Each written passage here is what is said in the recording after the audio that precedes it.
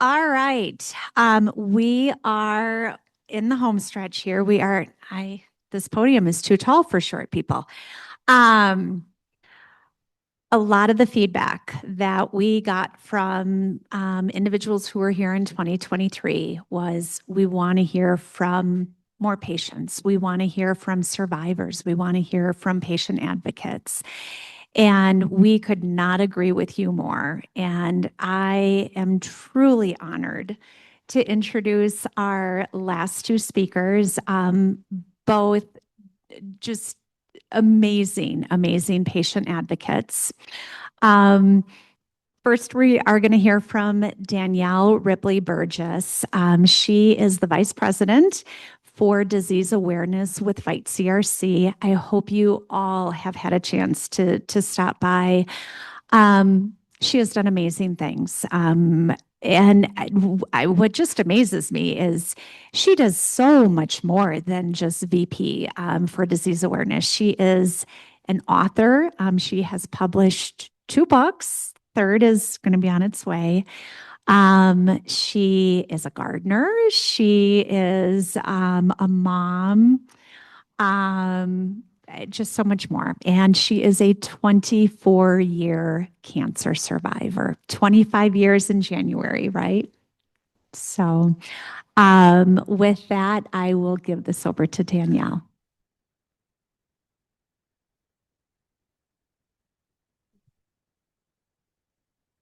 Hello. If I was pulling an Andy Dwyer, I'd have you stand up and do math with your arms because it's been a long time. But I don't remember how do you do it. But if you need to stand up, I am somebody who had a lot of radiation in the past, so I understand if you're stretched. But I'm going to try and tell you my story in 20 minutes and cover many years. Is this for me? Okay. And it's ironic that I'm up here public speaking because when I was trying to think of a way to encapsulate my story and talk about advocacy, it really was going from being a pretty shy person, who I still am inwardly very introverted and shy, to being somebody who is seen as strong in the community. So if you've ever heard me share my story, you know that I always tell the same story. I talk about how my story starts in the toilet paper aisle of Walmart. When I was about 12, I was in sixth grade, and my mom and I were in a big fight because she wanted to get toilet paper while we were at the store, and I refused. I just was like, no, that's not going in our cart, because I was terrified that somebody at Walmart from school would see us and they would see the toilet paper in our cart. And if they see toilet paper in our cart, then they would know that my family pooped. More likely, I pooped. And so we legit are in a fight, and I lost. My mom's like, I'm not making two trips. This toilet paper is coming home with us. And I was just mortified. I always say my story starts there because I need you to understand that was my headspace. That's where I was emotionally, developmentally. I was around in that space when I started seeing some weird symptoms pop up in my stool. I wasn't that much older. I was a couple years older. I think it was the end of eighth grade when I started seeing red in my stool. For a little while, I thought maybe I'm eating Twizzlers, maybe it's too much red tomato sauce on pizza. So I did all these like self-elimination diets like any wise young teenager would. And the red would not go away. And so then I was like, okay, I'm playing volleyball. Maybe it's this or that. I don't know. And so finally, I mean, denial is really, really nice until it's not. So finally, I was like, I think I'm seeing blood. But at the time, my parents were fighting. I didn't want to like get involved in that mess. So I just kept it to myself, and I carried this little problem I had to high school, but it started getting worse and worse and worse. Finally, my boyfriend on the screen, I told him one night, I think I need to see a doctor. I really didn't tell him why. I didn't tell him too much information because although we were close, I still didn't want him thinking about me pooping. That hadn't gone away. And he started pestering me to see a doctor. My parents overheard, and long story short, I was rushed to a GI. Over the phone, my primary care heard the symptoms, said, you need to get her to a GI now. I was rushed to a GI, And I like to say I got in trouble for bleeding out my butt because all of a sudden my parents were upset. I hadn't told them sooner. And a few weeks later, I was diagnosed with stage 3 colorectal cancer at age 17. This was 2001. My parents came up. I was working at the library to tell me, and he said, Danielle, I have news from your test a few days ago. The pathology came back and it's malignant. And I said, what does malignant mean? And he said, it means it's cancer, it's colon cancer. And I said, what's a colon? I had learned large intestine. So I had no idea what had just happened to me. I had no idea what had just come into my world. Because this is a genetics conference and I wanted to impress all the doctors over here, I dug up my testing results though, because fortunately, my parents navigated my care for me. So they did make sure I had genetic testing because it's not every day a 17-year-old walks in with stage 3 colorectal cancer, no family history, hadn't seen this before. And I am a face of colorectal cancer now. We know it's happening in younger adults. That's making headlines. 24, 25 years ago, I was a unicorn. Nobody had ever seen this before. So it was very weird. My genetic testing came back that I had a variant of unknown significance. I don't know if anybody here is familiar with that. It's called a VUS, which means, I don't know. So that was interesting, but I made it through. So back then I had a very aggressive treatment. I went through chemo, radiation at the same time. They treated me like I was a stage 4 patient, even though I was stage 3, because again, they just were like, we don't know what to do with this. Let's hit her as hard as we can. So I was sick as a dog. But 6 months later, I went back to high school, graduated on time, went to college, got a job, and just like kind of carried on my life. And I felt like colorectal cancer was just this kind of weird fluke that had happened to me in high school. But one time I was a couple years into my first big girl job, and I started getting scared. All of a sudden, I was like 5 years out, 5, 6 years out, and I was feeling good, but all of a sudden that fear of recurrence, anybody relate to fear of recurrence if you've had cancer? It's like all of a sudden something started to creep in. So I started Googling I think my Google search was, what can I eat to prevent cancer from happening again? Or I've had colon cancer, what can I do to prevent it? I was looking for survivorship stuff. And I ran across this small nonprofit called the Colon Club. And I pulled up the website, and all of a sudden this website loads, and I see a woman who looked about my age, who was lifting up her shirt and had a scar that looked like mine. And all of a sudden, I had this like weird out of body experience where I went, I'm not the only one. Like, she's been through what I've been through. And all of a sudden I realized that this group that was this grassroots group of people who'd been told things I had been told, like, this doesn't happen to young people, this is for old men. All of a sudden I found all these young women who had the same scar I did, and come to find out I wasn't the only one in the country who had been through it. So like young women in our 20s do, they had formed a calendar and did a whole bikini shoot. And they had this great idea of how to raise awareness. So I got involved. I applied for the calendar and I got in. So this is me a long time ago. But I stepped into that, and not until then, I had done a few PR things for my hospital. They had taken my picture in the CT scan, and I think I'd been on the news at one point, but I hadn't really talked about my cancer. And so I stepped into this, and it was my first hurrah into advocacy, into community. And as I started sharing, I started seeing the impact it would make, and people started coming up to me and saying, I got screened because of you, or, oh, I'm talking to my family now because of this. And my favorite were the young girls, who came up and said, oh, we'll talk about this now. Like, my daughter sees you, and now she'll tell me about what's going on with her body. And so it really helped me start to find my voice and see the impact of that. Not only did I carry my story, but I started to see my story as something to share with others. I was really thankful I had found that group, because not even a year after I did that photo shoot did I get hit with something I was not expecting. Now, I was still in that mindset of cancer was a fluke. I had this VUS gene thing. I had been told it wasn't genetic. Nobody in my family still had gotten cancer. So this is many years out from my first diagnosis. But At that point, they were screening me with a colonoscopy every 3 years because they weren't quite sure what to do with me. I hadn't tested positive for anything, but I was such a rare case. So I was getting colonoscopies every 3 years. And one year I went in for just my routine screening and woke up, and my doctor looked like he had seen a ghost and said, Danielle, this doesn't look good.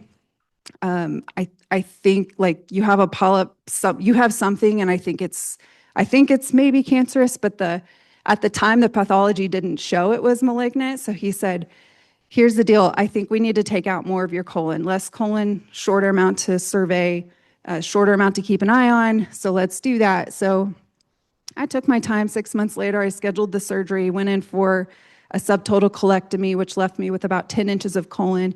It's a good thing I went in for that surgery because I was diagnosed with my second cancer, because that little piece he had found was indeed cancerous. He just hadn't gotten the malignant part. So at 25, I was diagnosed with stage 1 colorectal cancer. To impress the medical people over here again, here's the genetic testing that I received. MLH1, MSH2, MSH6 sequencing performed, and yet again, I had the VUS. So something was going on. My mom was tested. She didn't have the mutation. So what this led to, though, was I was treated like I had Lynch syndrome, even though I didn't, because here I am, I'm 25 years old. I've had 2 primary colorectal cancers. Something's going on. And fortunately, I had a genetics team that said, we don't buy it. We're going to treat you like you have Lynch because we don't want you to deal with this again. So I started advocating for myself. This probably looks very familiar to a lot of you guys in the room. I just went into let's stay alive mode. So those colonoscopies became yearly. Sometimes I would have something where he didn't like what it looked like and said, I'll see you again in 6 months. I didn't know about all these codes. So let me tell you how fun that was as a 25, 26-year-old going in for a colonoscopy twice a year and paying for that. So the financial toxicity was real, but I started doing, mini colonoscopies, urine tests, blood work, upper scopes, hysterectomy, oophorectomy, derm visits. And I forgot to put this on there, but I started doing some counseling, which works wonders. So I've heard that mentioned today. That's one thing as a patient, I'll tell you guys as a fellow patient, is that this is really hard stuff, and it's traumatic. If you've had cancer, it's traumatic. If you have genetic disease, it's traumatic. So I started doing some trauma therapy and trauma healing, finding words for my story, finding words for what I had been through, not only as a teen, but I'll tell you, getting a second cancer was harder than the first, because when it comes back, ow, like all of a sudden, it's not a fluke, it's something out to get me.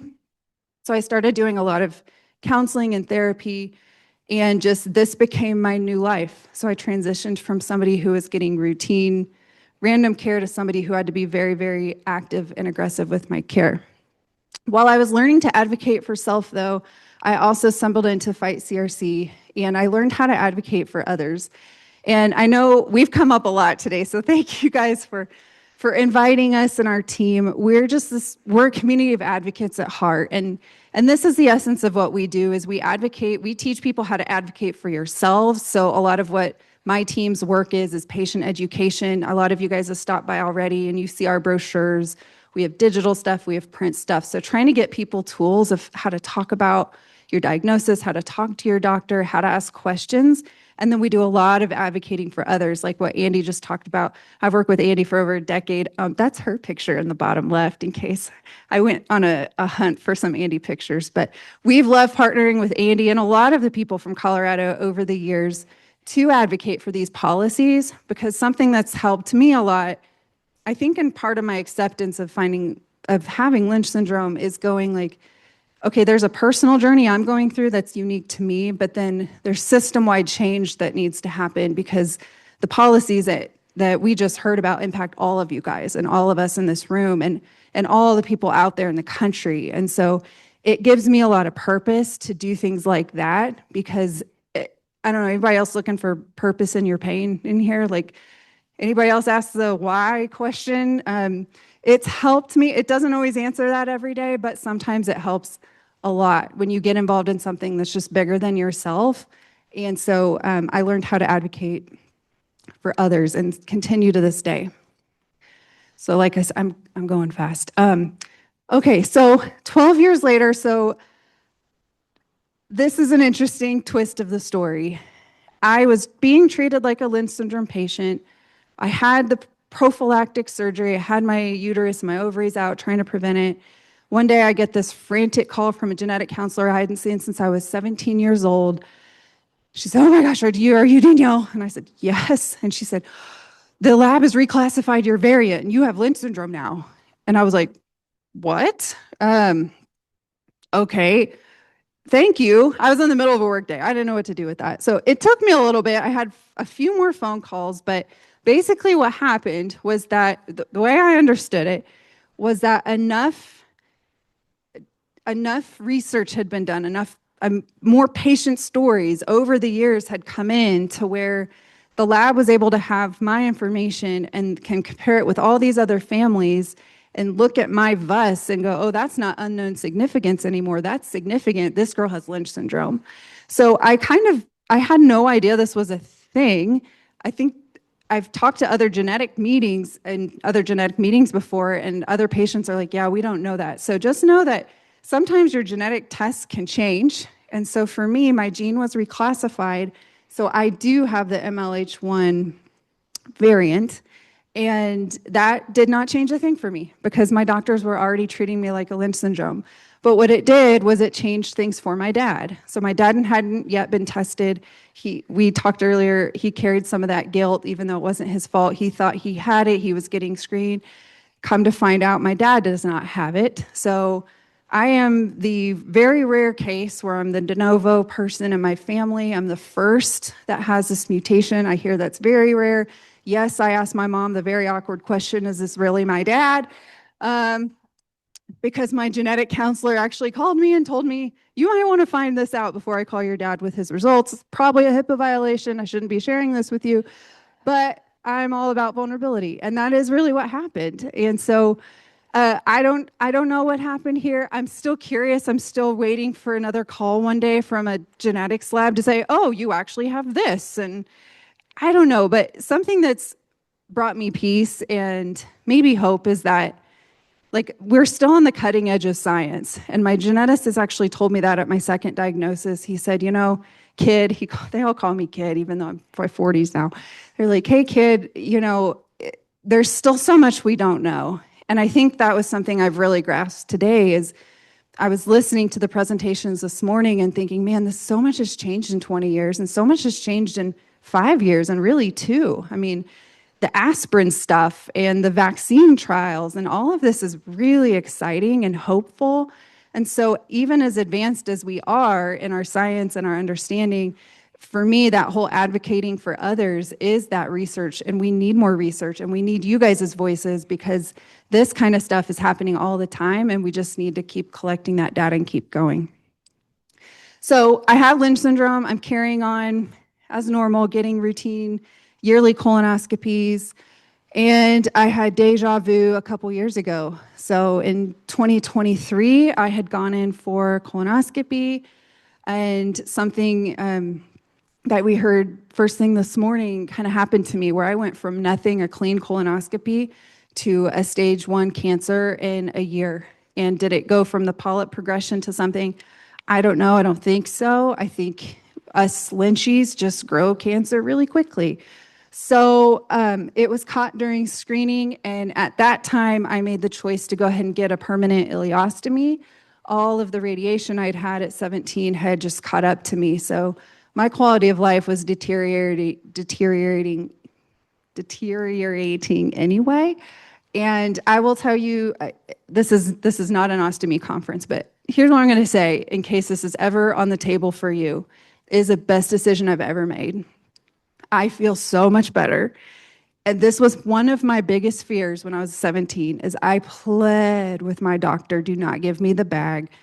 I have a lot of grace for myself. I was a teenager and I didn't want to lose my hair and I didn't want to have a bag.